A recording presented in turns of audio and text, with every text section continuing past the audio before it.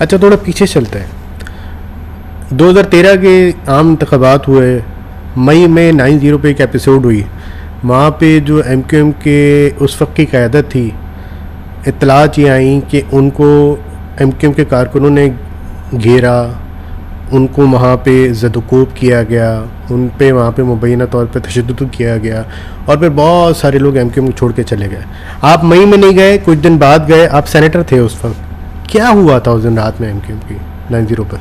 मैं उस जिस वो क्यों 11 मई वगैरह का कोई वाक़या, 11 या 13 मई का कोई वाक़या, 13 मई की रात इलेक्शन 2 से 2 दिन, आई थिंक 11 को इलेक्शन हुए शायद, या 8 इस तरह, मई में इलेक्शन हुए 2।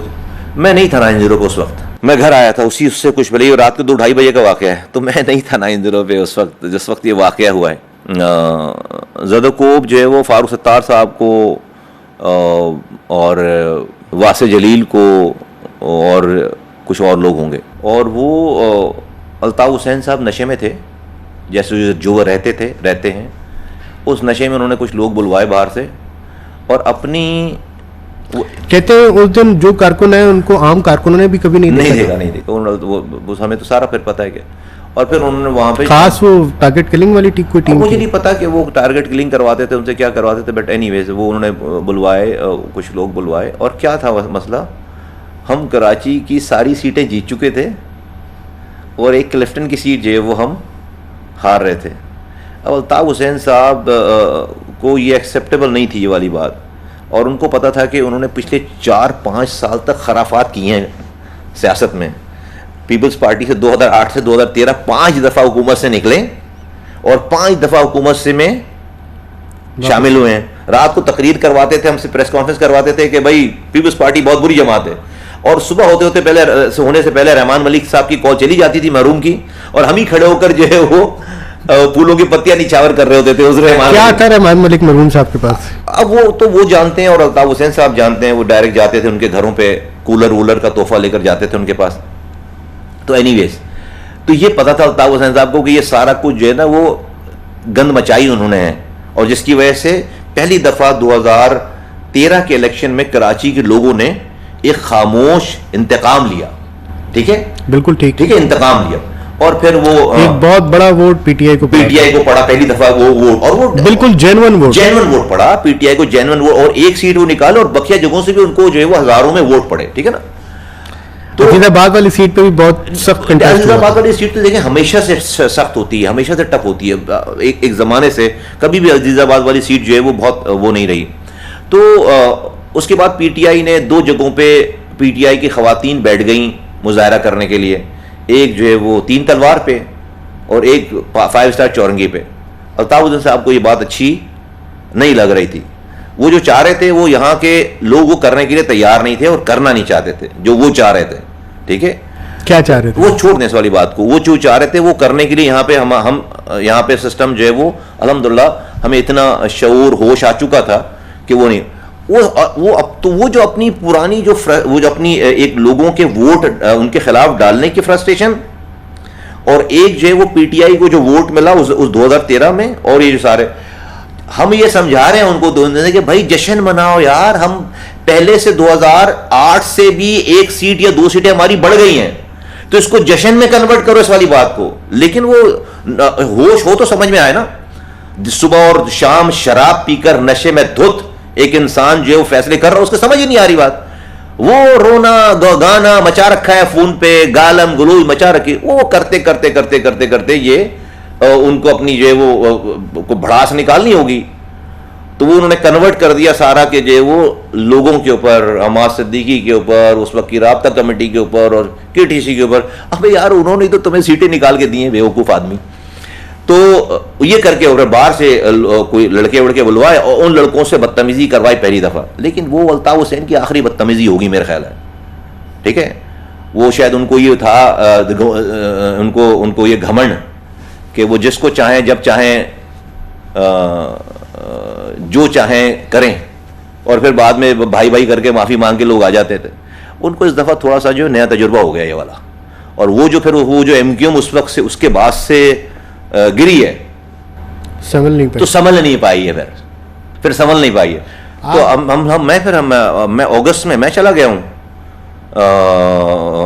13-14 अगस्त की सुबह और सितंबर अक्टूबर में अनीस कायम, उसी साल अक्टूबर में अनीस कायम खानी चले गए।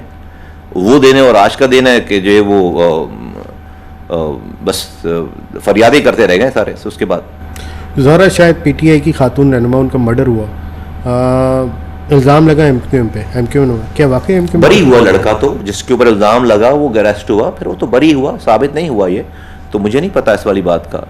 अदालतों के पास वो केस गया, लोग अरेस्ट हुए, लेकिन वो बरी हुए उस पर। उस इसी दौरान बल्दिया फैक्ट्री का वाक़या हुआ, एमक्यूएम पे इल्ज़ाम लगा, जीआईटी ने उसको एमक्यूएम को इसका ज़िम्मेदार करार दिया, उसमें हमाद सिद्दीकी का नाम आया, उसमें और भी बहुत सारे रहनुमा हैं जो कि इस वक्त भी हैं, उनका भी नाम आया, तो क्या वो भी गलत है? बिल्कुल गलत है, बिल्कुल गलत है। वो तो इल्ज़ाम उसकी अगर आप जो है वो जीआईटी भी गलत थी, बिल्कुल गलत है। तीसरी जीआईटी है वो तीसरी जीआईटी है जो आज जब मैं और आप बात कर रहे हैं तो आज तो एमक्यूएम नहीं है उस तरह मारने वाली एमक्यूएम, और कई सालों से नहीं है मारने वाली एमक्यूएम।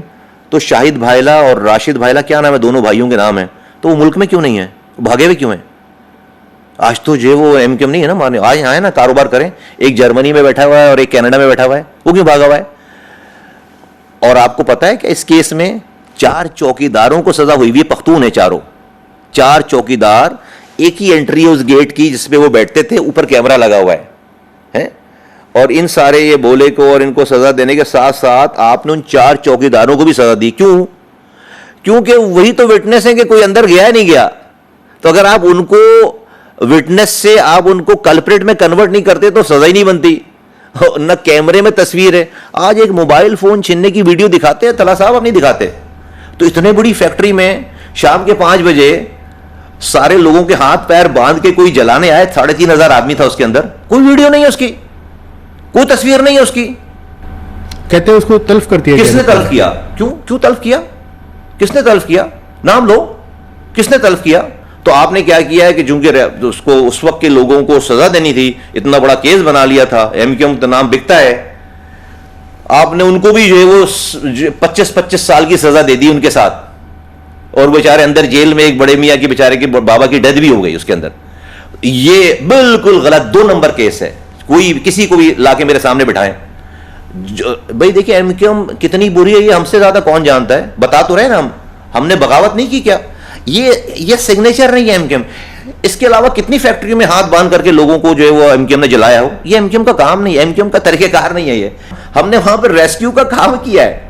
हमें क्या पता था एक दिन जो है वो मैं मेयर नहीं था उस समय, लेकिन वो फायर ब्रिगेड वगैरह सारे जाने वाले, हमने कहा भाई 25 लोग अंदर फंसे हुए हैं। हमें तो बस यही कोने की फैक्ट्री है, इसके गारमेंट की फैक्ट्री, लोग जब चोरी करते थे उस गारमेंट, तो मालिक ने क्या किया, सारे शीशे उतरवा के खिड़की को नहीं शीट, लोहे की शीटें लगवा के वेल्ड करवा दी। फिर ऊपर का जाने वाला दरवाजा, उस पर इतना बड़ा ताला पड़ा हुआ है कि ऊपर से लोग जाकर उसकी छत से बाहर फेंक देते थे थैली, और बाद में जाकर उठा देते थे गारमेंट। उसने ऊपर ताला लगा दिया। 180 लाशें जो उस ताले के साथ ऊपर वाले फ्लोर पे मिली हैं। 280 लोगों के जो शहीद हो गए उसके अंदर जल के बेचारे, उनके जो लॉयर हैं पाकिस्तान में, उनका नाम है फैसल सिद्दीकी, एमक्यूएम के कारकुन तो नहीं है।